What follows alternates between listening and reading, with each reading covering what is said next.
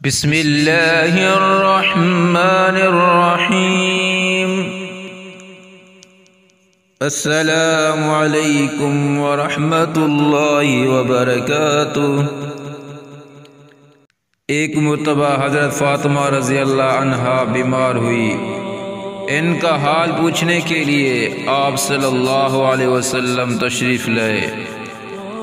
ایک صحابی عمران بن حسین رضی اللہ عنہ جو کہ قریش کے سردار تھے، وہ بھی ساتھ تھے۔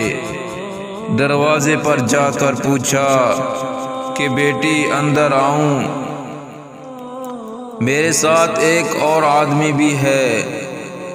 تو حضرت فاطمہ رضی اللہ عنہا نے عرض کیا کہ یا رسول اللہ صلی اللہ علیہ وسلم، میرے گھر میں اتنا کپڑا نہیں کہ میں پردہ کر سکوں، چادر کوئی نہیں چہرہ چھپانے کے لیے۔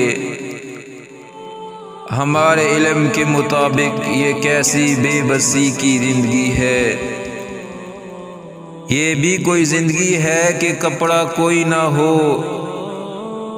حضور اکرم صلی اللہ علیہ وسلم کی سب سے پیاری بیٹی، جنت کی عورتوں کی سردار اور جنت کے سرداروں کی ماں، اللہ کے شیر کی بیوی اور محمد صلی اللہ علیہ وسلم کی بیٹی اس حال میں ہے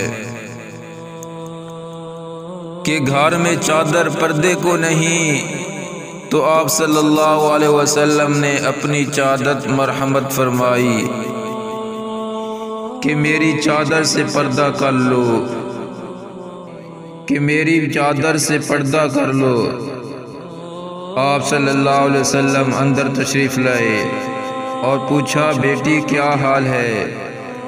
انہوں نے عرض کی ابا جان، بھوک بھی ہے اور بیماری کے علاج کے پیسے بھی نہیں۔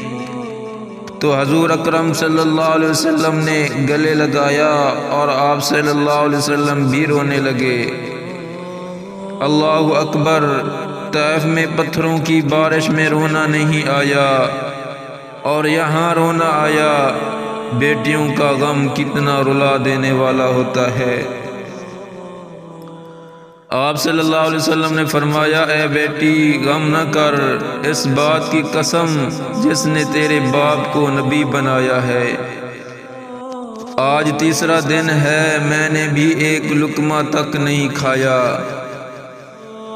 تیرے گھر میں فاقہ تو تیرے باپ کے گھر میں بھی فاقہ ہے۔ یہ اس نبی صلی اللہ علیہ وسلم اور اس کی بیٹی کے گھر کی حالت ہے جسے اللہ تعالیٰ نے فرمایا تھا کہ اگر آپ چاہیں تو سارے عرب کے پہاڑوں کو سونا بنا دوں۔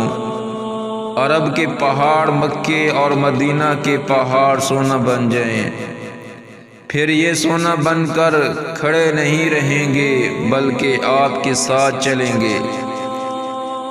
آپ صلی اللہ علیہ وسلم کو توڑنے کی اور کاٹنے کی مشقت میں نہیں ڈالوں گا۔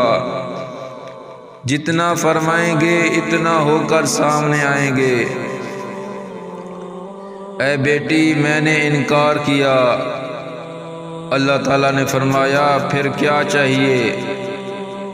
میں نے عرض کیا مجھے یہ چاہیے ایک دن بھوکا رہوں اور ایک دن کھانا کھاؤں۔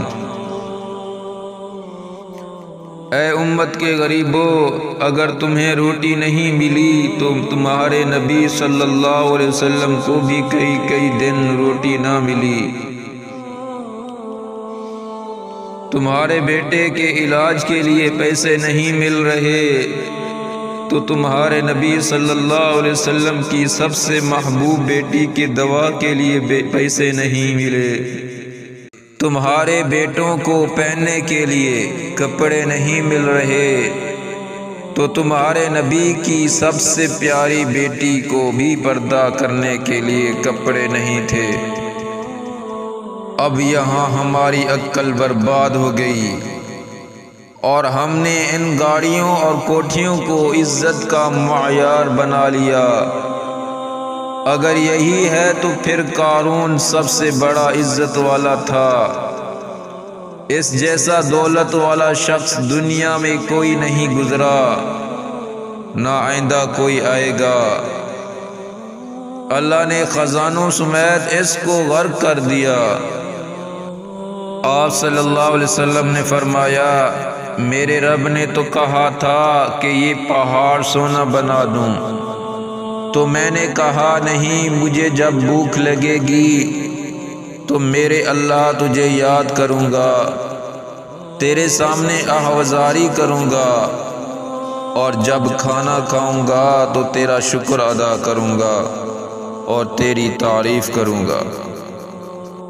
اللہ تعالی ہمیں شکر ادا کرنے کی توفیق عطا فرمائے۔ مزید اچھی ویڈیو حاصل کرنے کے لیے ہمارے چینل کو سبسکرائب ضرور کریں۔ شکریہ۔